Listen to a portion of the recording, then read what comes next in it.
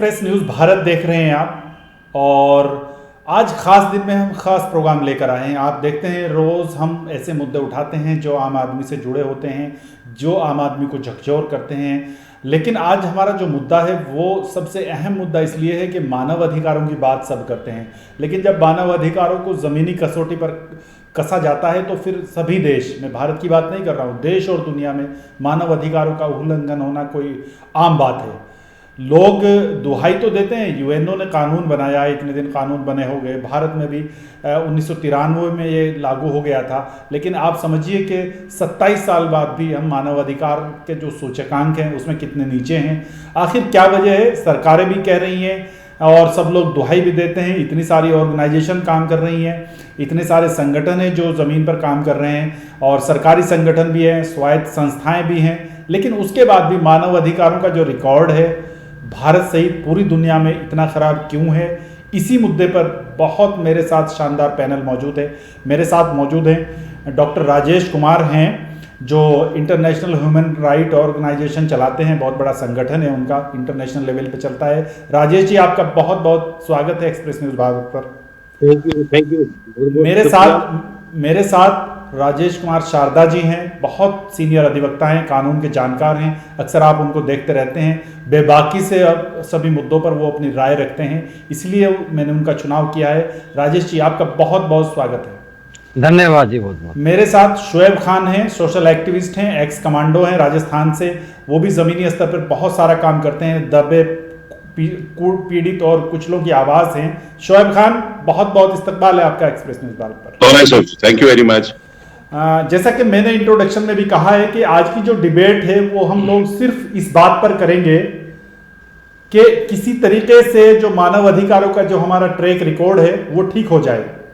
आखिर क्या वजह है, उन कॉज पे हमें जाना है कि मानव अधिकारों की दुहाई सब लोग देते हैं, चाहे सरकार हो, चाहे मीडिया हो, चाहे जुडिशरी हो, सब लोग मानव अधिकारों की बात करते हैं। लेकिन हकीकत जो है, जब ज़मीनी स्तर पे उस चीज़ को कसा जाता है, ज़मीनी स्तर पे जाके हम देखते हैं तो मानव अधिकार जो हैं वो नज़र ही नहीं आते हैं। और अगर आप बात करें आम आदमी की, तो आम आदमी तक वो नहीं पहुंच पाते हैं। सबसे पहले मैं राजेश कुमार शारदा जी के पास आऊँगा। राजेश जी, आखिर मानव अधिकारों की ये स्थिति देश और दुनिया में क्यों है? इसके पीछे क्या वजह है?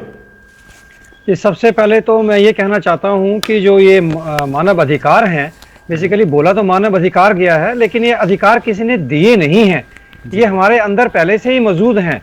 कुछ अधिकार ऐसे होते हैं, जैसे कि हमने अपना कॉन्स्टिट्यूशन बनाया है तो कॉन्स्टिट्यूशन में कुछ अधिकार बताए गए हैं, दिए गए हैं। लेकिन जो ह्यूमन राइट्स वाली जो बात है, ये हमारी पैदाइश होते के साथ ही एज ए हम ह्यूमन रेस हमारे अंदर ऑलरेडी होते हैं। इसको जो है जो स्टेट है वो उसको रिकॉग्नाइज करती है खाली कि हाँ जी ये भी है और ऐसा भी है, ये ऐसा भी है।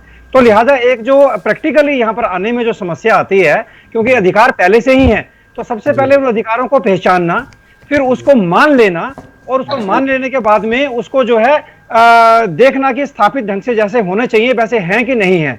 तो एक तो ये दिए नहीं गए हुए हैं, उसके लिए मशीनरी पहले से पूरी नहीं बनी होती है, तो लिहाजा यहाँ पर एक गैप है। इस कारण जो है जो पूरी इम्प्लीमेंटेशन नहीं है या गैप बना रह जाता है, तो बड़ी एक समस्या वैसी वाली है। दूसरी बात यह है कि समय के साथ साथ में, जैसे 10 दिसंबर को जो है आपने बहुत उचित समय पर ये वाला सब्जेक्ट उठाया है, और मैं आपको बधाई देता हूँ इसके लिए। और बाकी जितने भी ह्यूमन रेस हैं, जितने भी मानव हैं, सबको बधाई देता हूँ इस मुद्दे के ऊपर और इस समय के ऊपर कि आज जो है इसका अडॉप्शन किया है, और खास तौर से ध्यान दिलाने के लिए दिया है। और इसका बेसिक पर्पज ह्यूमन राइट का जो है आज के दिन के लिए इसलिए है कि अवेयरनेस बढ़ाई जाए लोगों के अंदर, मानवों के अंदर, कि हमारे अंदर जो ऑलरेडी अधिकार हैं पहले हम खुद भी पहचाने कि ये हमारे अधिकार हैं। उसके बाद में जो है हम जो स्टेट जो उसको मान रही है उसको देखें कि वो पूरा का पूरा ढंग से इंप्लीमेंट हो पा रहा है कि नहीं हो पा रहा। तो एक कमी तो हमारे अंदर ये है कि हमको खुद ही नहीं कई जगह में पता होता कि हमारे ये अधिकार हैं। बिल्कुल राजेश जी, आप ये कह रहे हैं, राजेश शारदा जी, कि सही तो ये है कि ये अधिकार हमें कहीं से मिले नहीं है, ये गॉड गिफ्टेड है, नेचुरल हमें मिले हुए हैं, बस इनका इम्प्लीमेंटेशन करना है। मैं डॉक्टर राजेश कुमार आपके पास आऊंगा। आप इतना बड़ा ऑर्गेनाइजेशन चलाते हैं मानव अधिकार का, लेकिन आप जैसे राजेश शारदा जी अभी कह रहे थे कि ये अधिकार हमें कहीं से मिले नहीं है, तो गॉड गिफ्टेड है, सिर्फ इनको हमें बचा के रखना है, इनका वायोलेशन नहीं होने देना है। तो आप तो जमीन पर काम करते हैं, आप लोगों से मिलते हैं, ग्राउंड पे क्या हकीकत है? यहाँ पर ये हकीकत है, अगर आप गांव विलेजेस में जाओगे, रिमोट एरिया में जाएंगे, तो बेचारे जो लोग किसान हैं या गरीब लोग जो है, जो खेती मजदूरी या किसी भी तरीके की दिन दिहाड़ी का काम करते हैं, किसी को 30 आर्टिकल्स जो हैं ह्यूमन राइट्स के, किसी को उनमें से एक आर्टिकल का भी नहीं पता। जी ना ही कोई सरकार की कोई पहल है कि किसी को ह्यूमन राइट्स के बारे में बताएं। क्योंकि अगर किसी को भी ह्यूमन राइट्स का पता लग गया गांव में या किसी भी कस्बे में, या गरीब दिहाड़ी मजदूर को पता लग गया, तो उसके लिए आवाज उठानी शुरू कर देगा। बिल्कुल। तो लोग, सरकार भी नहीं चाहती इसके ऊपर कोई पहल करना, ना ही बच्चों को। ये तो प्राइमरी स्कूल के अंदर एजुकेशन दे देनी चाहिए कि 30 आर्टिकल्स क्या है। हमारे को बोलने का अधिकार है, हमारे को लिखने का अधिकार है, हमारे को गरीबी में कोई बच्चा बाल मजदूरी ना करे, उन चीजों से लड़ने का अधिकार है। बहुत सारे अधिकार, 30 आर्टिकल्स है जिसके ऊपर सरकार को काम करना चाहिए। लेकिन सरकार कभी भी ना तो किसी एनजीओ को इस तरह से बढ़ावा देती, ना ही किसी तरह की कोई सपोर्ट है, ना किसी तरह की कोई फंडिंग है कि बिल्कुल ताकि बिल्कुल। कोई एजुकेशन की जाए, लोगों को जी पढ़ाया जाए, इस तरह फंड से सरकार की तरफ से मुहैया कराया जाए। बिल्कुल। राजेश कुमार जी, आप ये कह रहे हैं कि सरकार की उदासीनता एक वजह है जो मानव अधिकार आम आदमी तक नहीं पहुंच पा रहे हैं, आप ये कह रहे हैं। मैं शोएब खान साहब जी, मैं आपको थोड़ा सा इसके आप बारे नहीं, में आपके पास आऊंगा मैं अभी। राजेश जी, अभी ओपनिंग कमेंट है। मेरे साथ शोएब खान जुड़े हुए हैं राजस्थान से, वहाँ के बड़े सोशल एक्टिविस्ट हैं।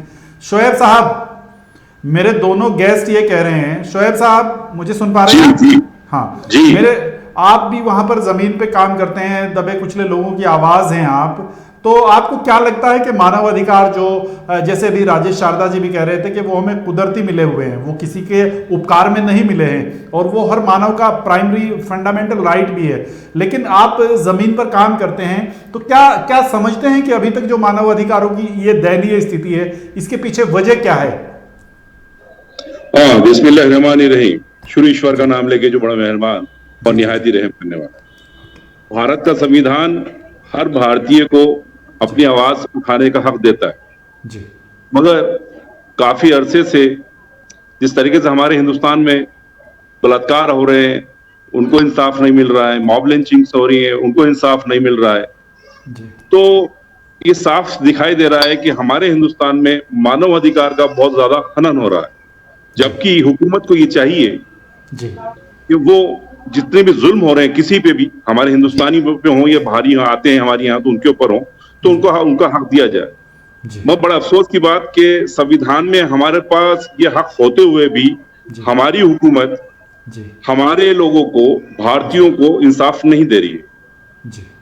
तो इसके पीछे क्या वजह आप मानते हैं? इसका जवाब मैं राजेश शारदा जी से लूंगा, सुप्रीम कोर्ट के बड़े अधिवक्ता हैं और कानून के जानकार हैं, बहुत बारीकी से निगाह रखते हैं। राजेश शारदा जी, अभी शोएब साहब भी आवाज उठा रहे थे और राजेश कुमार जी जो IHRO के डायरेक्टर हैं वो भी यही कह रहे थे कि सरकारें जो हैं वो उदासीन हैं, सरकारें जो हैं वो नहीं चाहती हैं कि इनका इंप्लीमेंटेशन सही तरीके से हो। आखिर सरकारों का ये रवैया क्यों है? इसके अंदर जैसे आपको मैंने बताया कि सबसे बड़ी बात यह है क्योंकि अधिकार पहले से ही हैं जी, और ये इतने बड़ी तादाद के अंदर हैं, जो चीज बहुत ज्यादा मात्रा के अंदर होती है हाँ जी, उसको संभालना, उसके अंदर हर किसी की देखभाल करना या रखना जो है इतना आसान काम नहीं होता है। जी, इसके लिए बहुत बड़ी विल पावर चाहिए, जी, इसके लिए बहुत बड़ी अवेयरनेस चाहिए, और जैसे मैंने आपको बताया कि सबसे पहले हमें खुद पता होना चाहिए कि ये हमारे अधिकार हैं। जैसे भी डॉक्टर साहब ने बताया कि भाई जो 30 जो हमारे यहाँ पर आर्टिकल हैं, ये किसी को भी नहीं पता है इसके बारे में, जबकि बहुत ही बुनियादी और छोटी छोटी चीजें हैं। तो और दूसरी बात यह है कि जो हमारा कल्चर, जो हमारा समाज है, वो उसके अंदर बहुत सारी चीजें किस्मत पे छोड़ देते हैं कि जी हमारी तो किस्मत ही ऐसी है, हमारे तो नसीब में ये लिखा हुआ है। तो ये जो समाज का जो दबाने और कुचलने वाली जो इस तरह की जो संस्कृति है, ये भी इसमें बहुत बड़ा योगदान देती है, क्योंकि हम उसमें मन मनोस के रह जाते हैं और अपने आप को दबा हुआ ही समझ के अपना नसीब मानकर बैठ जाते हैं, तो हम अपने अधिकारों के प्रति खड़े नहीं हो पाते हैं।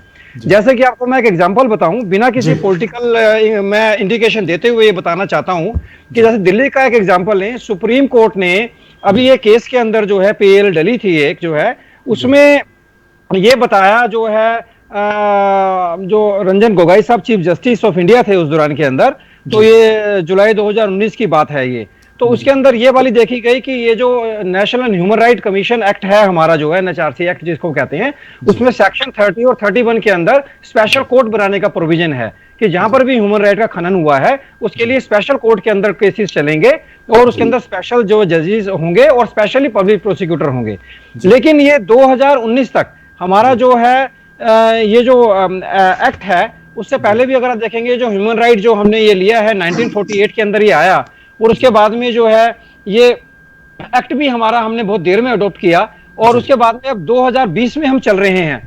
तो ये जो सेक्शन 3031 का दिल्ली के अंदर ये कोर्ट की इंटरवेंशन के बाद में, उनकी टिप्पणी के बाद में, और पूरे भारत की जो दयनीय स्थिति जहां पर भी कहीं भी अभी इंप्लीमेंटेशन नहीं हुई है उसको देखते हुए जो डायरेक्शन की थी, और एक अच्छी बात यह है कि जो है दिल्ली के अंदर जो है उस बात को लेते हुए अभी नोटिफिकेशन जारी हुआ है अभी 24 नवंबर 2020 में ही, और यहाँ पर जो है हर डिस्ट्रिक्ट के अंदर जो है एक एक ह्यूमन राइट की कोर्ट बनी है। तो ये एक बहुत बड़ा मतलब की बात है कि एक आपको रेमेडियल जो आपका सिस्टम है वो डोर स्टेप के ऊपर आपके जो है नीचे के लेवल पर और आपके डिस्ट्रिक्ट लेवल के ऊपर आ गया है। परंतु दूसरी बहुत बड़ी बात यह है कि इसको जाएगा कौन, इंप्लीमेंट कौन करेगा, पता कैसे लगेगा। यहां पर सरकार की बहुत बड़ा रोल बन जाता है, क्योंकि इंडिविजुअल जैसे मैंने बताया हमारे जो है सामाजिक संरचना और हमारा जो बैकग्राउंड है, हमारी हिस्ट्री है, हम इतने जागरूक नहीं है अपने प्रति, तो जागरूकता बहुत ज्यादा आवश्यक है, मेरा ये मानना है। तो इसके लिए हमारे दो पैनलिस्ट और हैं, इनको ये इस पर काम कर ही रहे हैं, तो ऐसे हमें और इनका भी हाथ में बढ़ाना चाहिए और साथ साथ में आगे से आगे आना चाहिए। और आप भी बहुत बड़ा जैसे आज काम कर रहे हैं, तो जितने लोग सुनेंगे उनको ये चीजों का पता लगेगा और आगे आएंगे। ये एक तरीके से हम इसको बढ़ा सकते हैं। बिल्कुल। राजेश शारदा जी, आप ये कह रहे हैं कि सरकारें जो हैं वो काम नाम मात्र का कर रही हैं, जैसे नोटिफिकेशन जारी सिर्फ दिल्ली सरकार ने किया है और वो भी अभी शुरुआत है, जी बहुत काम बाकी है। लेकिन और जो स्टेट हैं देश में, उन्होंने अभी ये नोटिफिकेशन भी जारी करना मुनासिब नहीं समझा। तो इसका मतलब ये है कि सरकारों का जो रवैया है, सरकार भी ये चाहती है कि मानव अधिकारों के प्रति लोग बहुत ज्यादा जागरूक ना हों। और जैसे आपने दूसरे ये भी कहा है कि सरकार बहुत सारे मानव अधिकार हैं, तो बहुत सारी चीज़ों को संभालना बहुत मुश्किल है। लेकिन इसका मतलब ये भी नहीं है कि हम लोग मानव अधिकारों के प्रति उदासीन हो जाएं। हम देखते हैं बहुत सारी छोटे से मीडिया हाउस होने के नाते हमारे पास भी बहुत सारी शिकायतें आती हैं मानव अधिकार हनन की, और आप तो सुप्रीम कोर्ट में बैठे हैं, लोग आप तक भी पहुंचते हैं, हालांकि कम लोग पहुंच पाते होंगे। तो मुझे लगता है कि कहीं ना कहीं सरकारें जिम्मेदार, कहीं ना कहीं सरकारें भी जिम्मेदार हैं। बिल्कुल, इस पर जवाब लूंगा मैं। डॉक्टर राजेश जी, आपके पास आना चाहूंगा।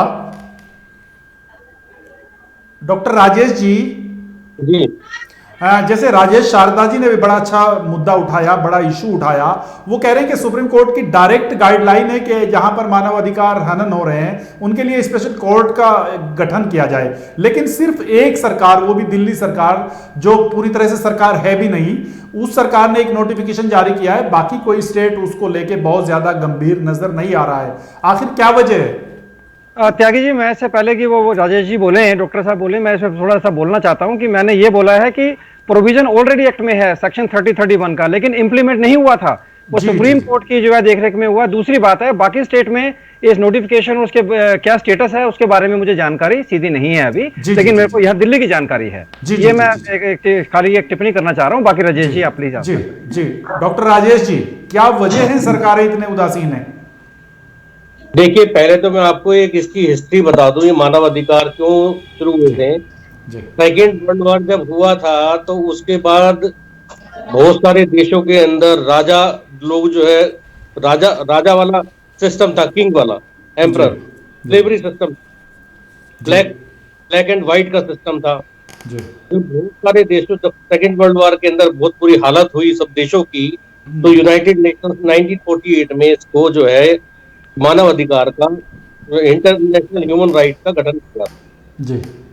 इस सब चीजों को, जो लोगों के प्रति राजा या स्लेवरी सिस्टम है, ये सब चीजें खत्म हो और एक इंसान को जो जीने का हक है वो हक मिलना चाहिए।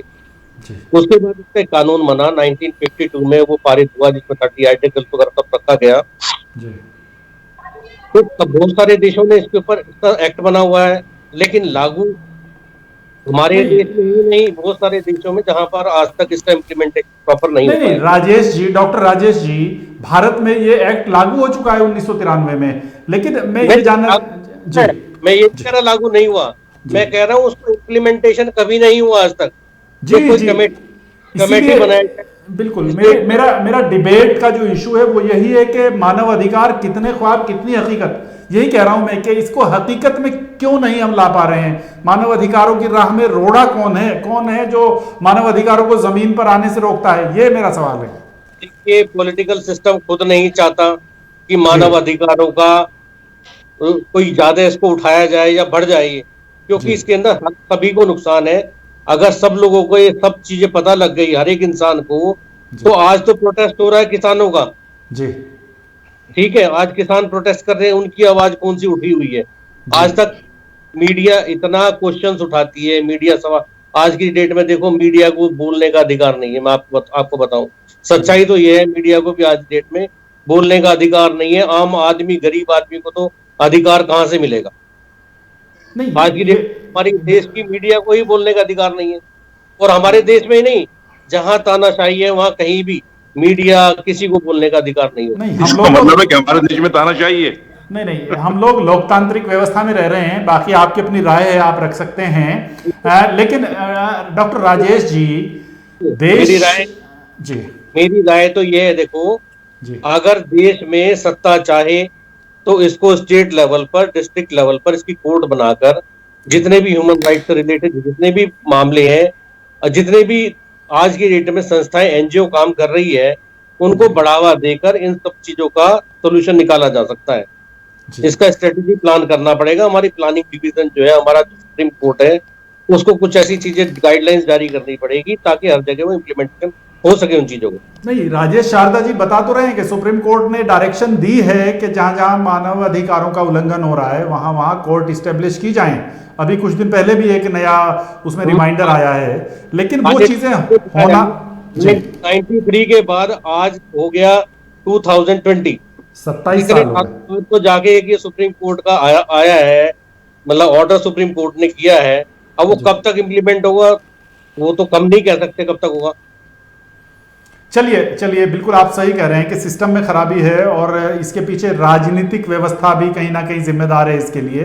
चाहे वो सरकारें किसी की भी रही हों, वो कहीं ना कहीं इसके प्रति उदासीन रही हैं। शोएब साहब जी, शोएब साहब के पास आऊंगा। शोएब खान साहब, राजस्थान में क्या पूरे देश में ही मानव अधिकारों का जो रिकॉर्ड है वो तो आप देख ही रहे हैं क्या है, लेकिन फिर भी क्या आप लोग जो जमीनी स्तर पे काम करते हैं, तो क्या आप लोग इस तरह का दबाव सरकारों पे नहीं बना सकते कि वो आप जो सोशल वर्कर हैं, आप ही लोग सरकार बनाते हैं, तो क्या आप इस तरह का दबाव नहीं बना सकते सरकारों पे कि हमारे मानव अधिकार जो है वो बहाल किए जाएं, वो पूरी तरह से इंप्लीमेंट किए जाएं? देखिए, ऐसा है कि हमने बड़े आंदोलन के लिए, जितने भी हमारे यहाँ पे रैप हुए उसके खिलाफत में हमने आंदोलन करे हैं, रोड पे आए हैं, मॉब लिंचिंग के सिलसिले में हम रोड के ऊपर आए हैं। मगर जो हमारे सिस्टम है हम पॉलिटिकल वे पे डाल देते हैं। जो वहां पे कलेक्टर्स हैं, जो आईएएस हैं, आईपीएस हैं, वो क्या कर रहे हैं? मेरा सवाल सीधे सीधे उनसे होता है कि जब आपको एज ए आईएएस बनाया है, उस कलेक्टर बनाया गया है आपको, आप इस डिस्ट्रिक्ट के अंदर हैं, तो उनकी जिम्मेदारी होती है कि वो उसके ऊपर एक्शन लें। मगर बड़ा अफसोस की बात है, जो ये हमारे आईएएस हैं, आईपीएस हैं, ये लोग जो हैं पॉलिटिकल हैंड के अंदर चले जाते हैं, लिहाजा ये लोग एक्शन नहीं लेते। और यही वजह है कि जो मानव जिनको प्रॉब्लम हो रही है, जो बहुत ज्यादा परेशान होते हैं और उनको उनका हक नहीं मिलता है। अगर कलेक्टर चाहें या एसपी चाहें तो वहां पे उस डिस्ट्रिक्ट के अंदर इमीडिएटली लोगों को इंसाफ मिल सकता है। और अफसोस की बात है कि ये लोग हुकूमत हमारे वजह से करते हैं, ये लोग जितने भी हैं, आईएएस है, आईपीएस है, और ये लोग बिल्कुल डिसीजन नहीं लेते हैं, और ये लोग क्या करते हैं, उसको पॉलिटिकल वे में ले जाते हैं। इनको चाहिए कि पोस्टिंग्स, मैं साफ बोल रहा हूं क्योंकि मेरा डिफेंस से कंसर्न रहा है।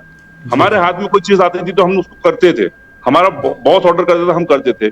जब आप संविधान की हैसियत से आप आईएएस हैं, आईपीएस हैं, तो आप लोग क्यों एक्शन नहीं लेते? जब ये लोग एक्शन नहीं लेते तो हम जैसे लोगों को रोड पे आना पड़ता है, और जब हम रोड पे आते हैं तब कहीं जाकर के थोड़ा बहुत सुनवाई होती है। तो ऐसे में क्या होता है कि जिसके ऊपर जुल्म हुआ वो सोचता है यार हम मेहनत करी, ये लोग भी लगे, कुछ नहीं होगा, और वो चुपचाप बैठ जाता है। ये हकीकत है जी, बिल्कुल। शोएब साहब, थोड़ा सा आप अपना कैमरा सीधा कर लें, आपका चेहरा जो है वो थोड़ा ओके प्लीज। देखिए, मैं ये कहना चाहता हूँ जी कि जैसे आरटीआई का सिस्टम बना, पीजीएमएस सिस्टम है, या पीजी सिस्टम सरकार ने बना रखे हैं, जी ऐसे ही हर एक चीज का, जैसे पहले एफआईआर नहीं होती थी, आज की डेट में ऑनलाइन कर दिया।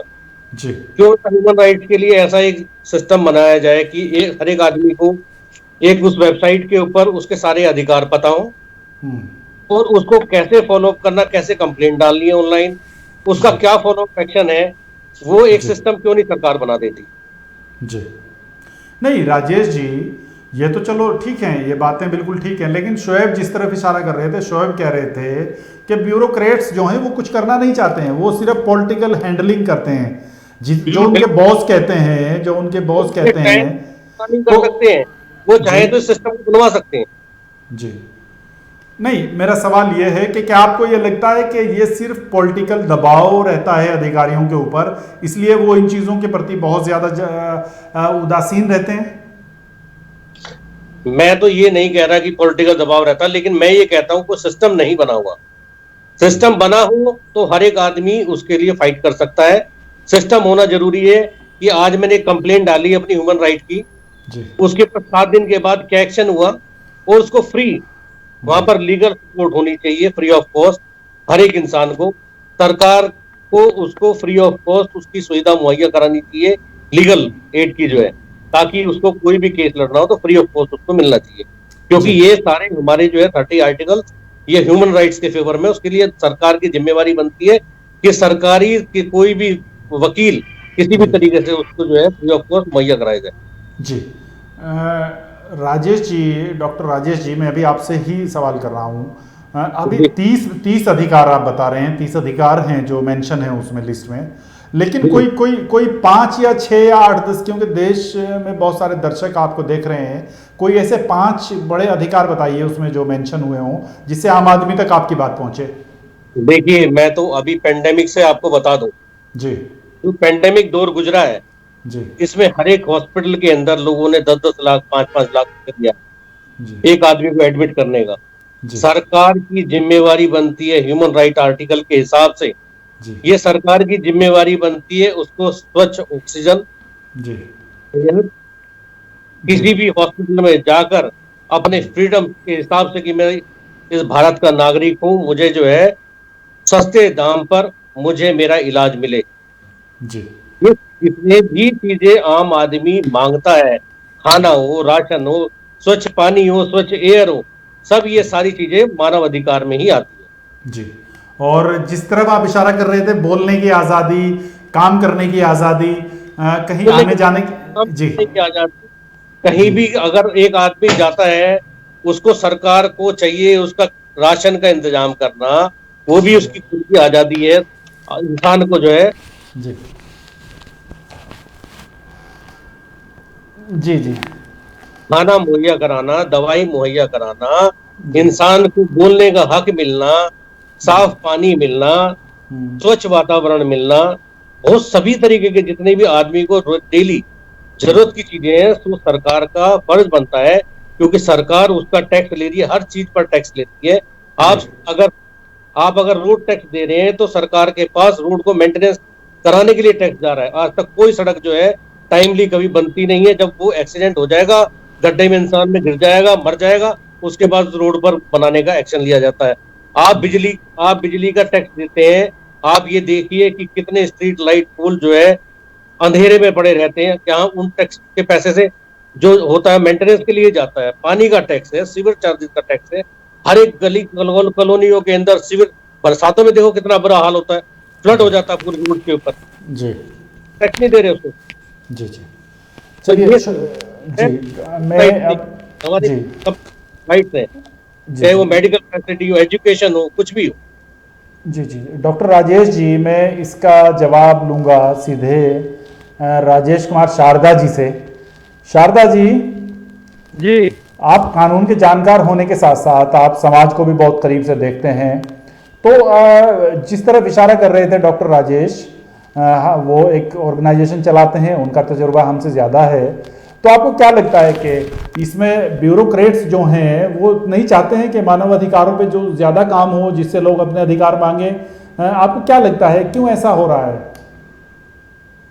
इसके बारे में मैं इस ढंग से उत्तर देना चाहता हूं कि सबसे जी पहले तो ये वाली बात है कि आपको जैसे मैंने शुरू में बताया किसी ने राइट दिए नहीं हुए हैं, और जैसे कि जो है डॉक्टर साहब ने बताया कि इसमें जो है 30 आर्टिकल्स हैं जो ह्यूमन राइट्स में गिवन है, जिसके अंदर राइट टू इक्वालिटी और ये फ्रीडम फ्रॉम स्लेवरी और जो दवाई मुहैया कराना, ये सब तरह की बेसिक बुनियादी चीजों का मुहैया कराना है, ये ऑलरेडी अवेलेबल है।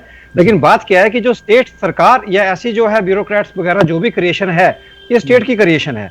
मजर बात ये है, ये लगभग वैसी वाली बात हो गई कि जो है त्यागी जी के पास में जो है जेब में 100 रुपए हैं, मेरे पास में जो है 50 रुपए हैं, तीसरे के पास में 25 रुपए हैं, तो हमने इकट्ठे कर लिए और एक इंसान ने बोला कि भाई मेरे पास सारे इकट्ठे हो गए, अब मैं सबको बांटूंगा जैसे जैसे आवश्यकता होगी, तो मेरी चीज मुझे ही दी जा रही है।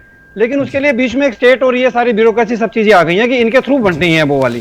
तो ये हमारा एक मैकेनिज्म सिस्टम सामाजिक बना हुआ है। तो अब ये जो सिस्टम बना हुआ है, इसमें ब्यूरोक्रेट्स भी इंडिपेंडेंट नहीं है, पॉलिटिशियन भी इंडिपेंडेंट नहीं है, तो सबके अपने अपने इंटरेस्ट हैं। सब पहले अपनी अपनी जगह को सेफ और प्रॉपर बनाए रखना चाहते हैं। और जो चीजें ज्यादा से ज्यादा मुहैया हैं आपके पास में, जैसे मान लें आपके पास में त्यागी जी के पास में हमने सारी दवाइयां दे दी, सपोज कोविड की आपको जो है वैक्सीन ही दे दी, तो सबसे पहले आप बोलेंगे कि यार मेरे को ही लग जाए ज्यादा अच्छा है। ये एक आम ह्यूमन टेंडेंसी है, एग्जांपल लिया है ये इसके लिए। और फिर उसके बाद में जो मेरे जो नियर डियर वाले हैं वो पहले प्रोटेक्ट हो जाए, बाकी फिर सबको देना तो सबको ही है, लेकिन फिर देखेंगे। तो यहीं से ही ह्यूमन राइट का वायोलेशन शुरू हो गया। तो ये जो हमारी जो ह्यूमन सोच है, जो ह्यूमन राइट तो है ही है, लेकिन उसको जो इम्प्लीमेंट करना देना, जब हमारे पास कुछ आ जाती है तो हम देना नहीं चाहते, तो वो है तो पहले से सबके पास है। तो ये सबसे बड़ी समस्या यहाँ है। बात नंबर 2, अभी जो डॉक्टर साहब ने बताया कि जो हमारा कि यहाँ पर कहीं पर भी जो है वो व्यवस्था नहीं है, ऐसा नहीं है। जो नेशनल ह्यूमन राइट कमीशन है, ये इसकी तरफ में जो बनाया हुआ है, हर स्टेट के ऊपर स्टेट ह्यूमन राइट कमीशन है, वो काम कर रहे हैं। कोई भी अगर पुलिस के खिलाफ ब्रूटैलिटी है, सरकार के खिलाफ मतलब कि कुछ ऐसा करती है, तो वहां शिकायत दी जा सकती है। परंतु बात यह है अल्टीमेटली रिजल्ट के अंदर कि वो जो नेशनल ह्यूमन राइट कमीशन है या स्टेट ह्यूमन राइट कमीशन है, उनके पास में कोई पावर फोर्सफुल नहीं है कि वो अपनी जो फाइंडिंग अगर उनकी आती है तो उसके ऊपर वो एक्शन ले सकें या कोई सजा दे सकें या कोई इंप्लीमेंट कर सकें। वो पावर है नहीं उनके पास में। तो यानी कि कागज का शेर तैयार किया हुआ है। तो वो एक वहां पर जो है जो कागज का शेर है, उसको एक हकीकी शेर को बनाने की आवश्यकता है। तो सरकार को जो अपनी पावर और इस तरह की शक्तियां हैं वो वहां पर ट्रू ढंग से देनी चाहिए। यहाँ पे उनकी बिल पावर की कमी है।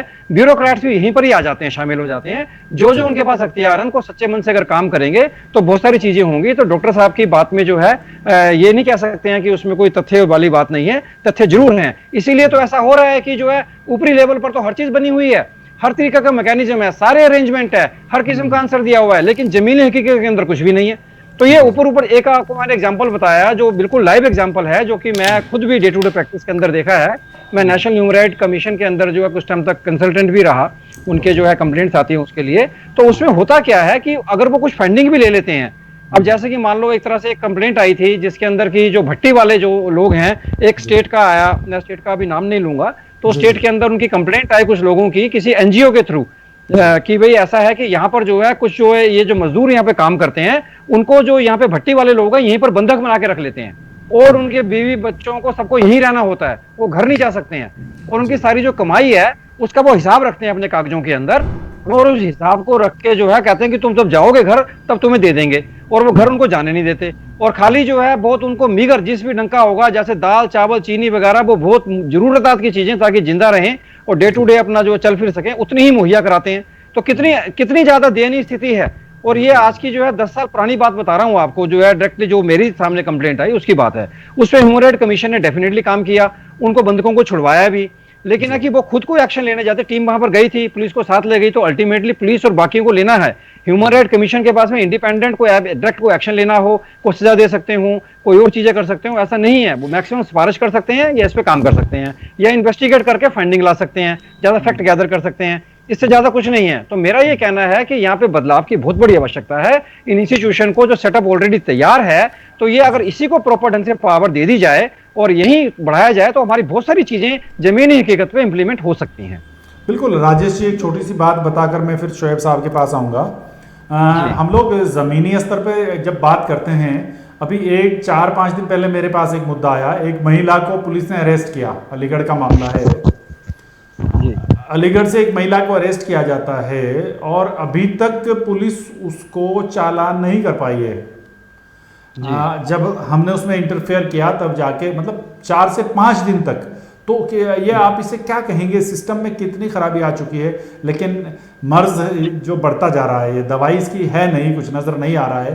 हालांकि आप जैसे लोग हैं, काम कर रहे हैं। शोएब साहब आपके पास आऊँगा। शोएब साहब, क्या उम्मीद देखते हैं, उम्मीद की किरण क्या नजर आ रही है आपको? कैसे ये जो बीमारी है इसका इलाज क्या देखते हैं आप? देखिए, ऐसा है कि ब्यूरोक्रेट्स जो है एकदम भ्रष्टाचार में डूबा हुआ है। अभी हमारे यहाँ 12 का कलेक्टर साहब हैं, वो 1.4 लाख पे पकड़े गए हैं। हो सकता है एक दो रोज में उनकी अरेस्ट भी हो जाए जी। ये तो हालात है। ब्यूरोक्रेट्स को हर चीज मालूम होती है और ब्यूरोक्रेट्स की ये जिम्मेदारी बनती है कि वो आवाम को उनके हक के बारे में बताए। मगर ब्यूरोक्रेट्स इस तरीके से करप्शन में फंस चुका है कि वो आवाम के बारे में ध्यान ही नहीं देता। हमारे यहाँ पर राजस्थान के अंदर बजरी का बहुत जबरदस्त सिस्टम चल रहा है। ब्यूरोक्रेट सिर्फ उस बजरी से कमा रहा है, जबकि बैन है। और आए दिन की केसेस हो रहे हैं। हमारे धौलपुर के अंदर भी गाड़ी एक ट्रैक्टर वाले ने पुलिस वाले पे चढ़ा दिया। क्यों चढ़ा दिया? क्योंकि वो मंथली दे रहा है, बंदी दे रहा है। तो आप अंदाजा लगा सकते हैं कि सरकार कुछ नहीं करेगी। ये सारी जिम्मेदारी ब्यूरोक्रेट्स पे होती है, क्योंकि संविधान ने इनको हक दिया और आवाम को हक दिया। अब ब्यूरोक्रेट्स का ये फर्ज बनता है कि वो आवाम को जगाए। मगर यहां तो ब्यूरोक्रेट्स, हमारे हालत ऐसी हो रही है कि भाई कहां से ज्यादा पैसा आ सकता है वो देखा जाए। मैं हकीकत में कड़वी सच्चाई बोली जा रही है। ये सारे ब्यूरोक्रेट्स ऐसे नहीं हो सकते, मगर मैक्सिमम हालत इस तरह की है। तो हम किससे उम्मीद करेंगे? हम ये सोचे बीजेपी से उम्मीद करें, कांग्रेस से हुकूमत आती है उससे उम्मीद करें। भाई इनसे हुकूमत नहीं थी तो आने जाने वाले रहते हैं। मेन होता है ब्यूरोक्रेट्स जो सिस्टम को चलाता है, और सिस्टम जो फ्लॉप है सिर्फ ब्यूरोक्रेट्स की वजह से है भाई साहब। नहीं तो ब्यूरोक्रेट्स आपकी बात क्यों सुनेगा? वो राजेश शारदा की बात क्यों सुनेगा? वो तो अपने आका की बात सुनेगा। तो क्या इसका मतलब ये है कि इनडायरेक्टली हम वो काम करें कि जो पॉलिटिकल वे है उस पे ही प्रेशर बनाया जाए? देखिए, पॉलिटिकली प्रेशर हम क्या लगा सकते हैं जी, क्योंकि ब्यूरोक्रेट्स जो है पॉलिटिकल के प्रेशर में आए हुए हैं ऑलरेडी। जी जी। हम लोगों को जो आवाम को या जो सोसाइटीज होती हैं, हम लोगों को जो रोड पे आना पड़ता है सिर्फ उस आवाज को उठाने के लिए आना पड़ता है। और जब हम हंगामा करते हैं, आज हमारे किसान भाई रोड पे आए हुए पड़े हुए 2 महीने हो गए, दिल्ली को चारों तरफ से घेर रखा है। अब बताइए कौन ब्यूरोक्रेट से उनसे बात करने जा रहा है? कौन ये बीजेपी सरकार उनसे बात करने जा रही है या कोई और भी? जस्ट इमेजिन करिए आप। तो जब हम हमारा हक के बारे में बता रहे तो हुकूमत तो कुछ कह ही नहीं रही, और ब्यूरोक्रेट्स जो है वो हुकूमत को गाइड करते हैं। अब आप बताइए कि हुकूमत को ये ब्यूरोक्रेट्स किस तरीके से गाइड कर रहे हैं? जी बिल्कुल। आपकी बात का जवाब डॉक्टर राजेश कुमार ज़्यादा बेहतर दे पाएंगे क्योंकि वो ऑर्गेनाइजेशन चलाते हैं। डॉक्टर राजेश जी, क्या आपको लगता है कि प्रॉब्लम ब्यूरोक्रेट्स में है या पूरे सिस्टम में है? देखिए, मैं ये सोशल मीडिया के ऊपर भी बहुत बार ये चीजें आती रहती हैं कि जब एक सिपाही की भर्ती के लिए एक आदमी का ग्रेजुएशन होना जरूरी है जी, और उसके साथ साथ उसका करेक्टर सर्टिफिकेट और उसका जितना भी मेडिकल भी चेकअप होता है, उसका पुलिस वेरिफिकेशन। आप ये कह रहे हैं कि कोई योग्यता निर्धारित है सिपाही की भी तो है। अगर एक पॉलिटिकल सिस्टम में कोई आदमी क्रिमिनल करप्ट आके बैठ गया और वहां पर ब्यूरोक्रेट बैठा है उसके एरिया में जाकर, तो उसको उससे डर के काम करना ही पड़ेगा। ये टेंडेंसी है, चाहे वो देखो हर कोई इतना दिल रख के नहीं बैठा कि वो किसी से फाइट करे, सबके बीवी बच्चे हैं, पूरा सिस्टम होता है घर का, तो कहीं ना कहीं एक प्रेशर जरूर रहता है पॉलिटिकल, जिससे जो है एनवायरनमेंट खराब होता है जी। बाकी मैं राजेश शारदा जी की एक बात से बहुत अच्छे तरीके से सहमत हूँ कि सरकार ने बना तो दिया, मतलब national human right commission state का भी बना दिया, लेकिन उसके अंदर कोई भी पावर नहीं है किसी को भी बंद कराने की, किसी के खिलाफ एक्शन लेने की। इस तरह का प्रोविजन आज की डेट में भी कभी कोई बनाया नहीं गया जिस पर कि लोगों के अंदर डर बैठे जी। बिल्कुल राजेश शारदा जी, हम लोग प्रोग्राम के अंत की तरफ बढ़ रहे हैं, हमें कंक्लूड करना होगा। आपको क्या लगता है कि पूरा मर्ज समझ में आ गया जी, तो इसकी दवा क्या है? दवा भी तो बताएं, दवा क्या है, इसका इलाज क्या है, कैसे इसका मेरी जो जितना भी मैंने देखा है और चीजों को समझा है उसके मुताबिक मैंने यही जाना है कि अगर आप जागकर जो है, क्योंकि वो आपका अपना ही अधिकार है, जब तक आप जानकर, क्योंकि होता क्या है कि मान लीजिए आपके घर में चोरी हो रही है तो आपका पड़ोसी देखता रहता है तो आपको बता जरूर देगा कि भाई तेरे घर चोरी हुई है, लेकिन वो बहुत आगे नहीं बढ़ पाता है। तो यानी कि अगर हमारे अधिकार की चोरी हुई है, एक ह्यूमन अधिकार की चोरी हुई है, जिसकी चोरी हो रही है उसी को जागना होगा। तो उसकी अगर अवेयरनेस की जिम्मेदारी जो है वो सरकार की है, डेफिनेटली है। लेकिन अगर सरकार काम नहीं कर पा रही है तो इसमें अवेयरनेस जो है फैलाने का काम हमारा है, अवेयरनेस लाना। और जो जवाब है, ना कि वो सड़कों पे आके, जैसे कि किसान भाइयों का एग्जांपल दिया है, सड़कों पे उस मुद्दे को ही खाली आने के लिए ना जाएं, बल्कि इन जो स्कूलों में, एजुकेशन में और हमारे सिलेबस में, दफ्तरों में, बल्कि मैं तो ये भी कहना चाहता हूं कि दफ्तर में हफ्ते में एक दिन का 1 घंटा जरूर रखना चाहिए, ताकि जो है उन चीजों को बताया जा सके और उनके लिए रजिस्टर किया जा सके। सोशल मीडिया के अंदर चैनल निकालना जरूरी है। तो इस तरह के जो मुद्दे हैं, इस तरह के जो डिफरेंट प्लेटफॉर्म हैं, लोगों को जो है वो उनके मोबाइल फोन के ऊपर जो अलग अलग किस्म के सॉफ्टवेयर आ रहे हैं, इस तरह से सरकार को कंपेल करना चाहिए सब लोगों को कि वो इस तरह के चीजों को क्रिएट करे। और जब तक ये नहीं क्रिएट होती, तो जैसे आपने जो आज ये आवाज उठवाई है, ऐसे आप कर रहे हैं, डॉक्टर साहब इसमें काम कर रहे हैं, शुएब साहब इस पे काम कर रहे हैं, हमें जहां लगता है हम वहां पर हाथ बार मार रहे हैं, तो ये सब किसी को करते रहना चाहिए। लेकिन इसकी बदलाव इसमें तभी आएगा जब हम एक जागरूकता इसकी बढ़ाएंगे और अवेयरनेस हर किसी में लाएंगे। बिल्कुल। राजेश शारदा जी, अगर मानव अधिकार का कोई उल्लंघन का कोई मामला आता है, तो आपको देश देख रहा है, देश में बहुत सारे लोग आपको देख रहे हैं, तो क्या आप उनके लिए क्या मदद कर सकते हैं अपने स्तर पर? मैं उनके लिए भरपूर मदद करूंगा। मेरे पास कोई भी आ सकता है, मैं उससे जो है प्रो बोनो केस करने को तैयार हूं। मैं उनको जो है हक दिलाने के लिए जो करना पड़ेगा, मैं कानून के अंदर जो उनको जो समस्या दिक्कत है, मैं अपनी एक्सपर्टीज और अपना पूरा सहयोग और अपना साथ उनको दूंगा। और उनका जो है नीचे डिस्ट्रिक्ट लेवल से लेकर सुप्रीम कोर्ट तक जो है उनके लिए जो मैं खड़ा होऊंगा। बिल्कुल। तो सभी दर्शक सुन रहे हैं हमारे, राजेश शारदा जी चैनल पर ये वादा कर रहे हैं कि अगर किसी के साथ नाइंसाफी होती है, मानव अधिकार उल्लंघन का कोई मामला आता है, तो वो सीधे राजेश जी से भी कांटेक्ट कर सकते हैं। उसके अलावा मैं एक और बात बोलना चाहता हूँ त्यागी जी, कि इसके अलावा जो है कहीं पर भी कोई अवेयरनेस के लिए कुछ बात बोलनी है, कहीं बताना है, तो उसके लिए भी मैं अवेलेबल हूँ। मैं फिजिकली जाकर या ऑनलाइन के जरिए जैसे भी करें, उसके लिए भी मैं समय देने को तैयार हूँ और अवेयरनेस फैलाने के लिए तैयार हूँ। बिल्कुल, बहुत शुक्रिया आपका। हाँ, शुएब साहब, आपको क्या लगता है कि ये जो मर्ज है, इसकी दवा क्या है? वही सवाल आपसे भी है, कैसे खत्म होगा?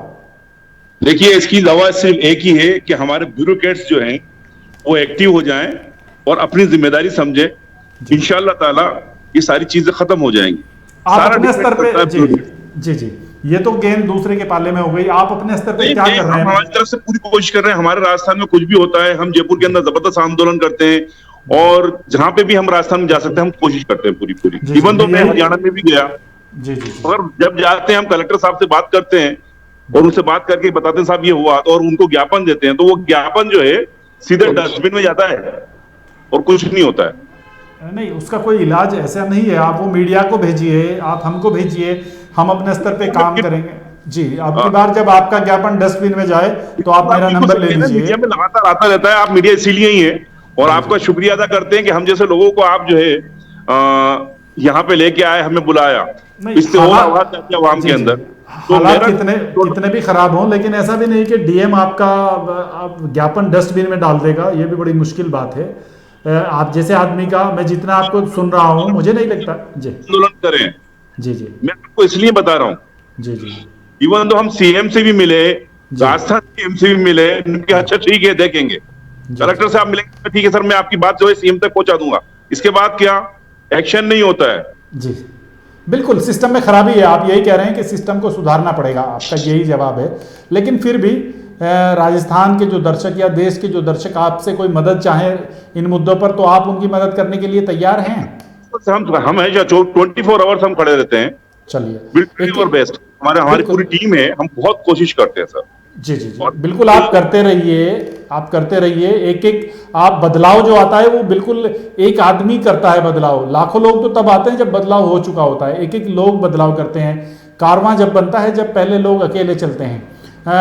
डॉक्टर राजेश जी, आप तो बड़ा एक ऑर्गेनाइजेशन चलाते हैं, तो आपको क्या लगता है कि क्या इसका इलाज क्या है और आप उसमें क्या मदद कर रहे हैं लोगों की?